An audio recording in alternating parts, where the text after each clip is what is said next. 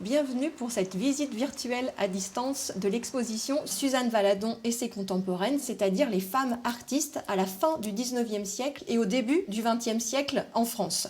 Suivez la guide dans un espace virtuel. On imagine les visiteurs accrochés à ces mots devant leur ordinateur. Elle vient d'un milieu très populaire, donc elle n'a vraiment suivi aucune formation, et c'est vraiment son don pour le dessin qui l'a poussée vers la peinture. C'est la seule solution trouvée pour présenter une exposition événement, malgré le confinement. Elle n'a pas été vue du tout à Limoges, qui était notre partenaire sur cette exposition. Et nous étudions bien sûr sa prolongation cet été, mais sans doute pas avec toutes les œuvres, puisque certaines ne pourront pas être prolongées. Une fois le lieu culturel déconfiné, le public n'aura donc que quelques semaines pour découvrir pleinement la vie de Suzanne Valadon, une autodidacte.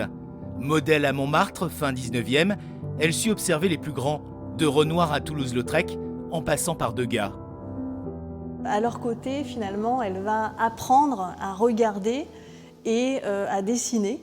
Et puis, encouragée par Degas, elle va devenir, elle aussi, une artiste, et une artiste extrêmement audacieuse. Et Suzanne Valadon fera souvent scandale.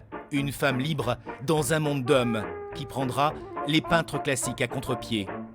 Elle reprend la pose traditionnelle des Vénus vénitiennes, mais ici, c'est une femme bien en chair, habillée en pyjama, avec une cigarette dans la bouche, et qui évidemment se moque éperdument de séduire.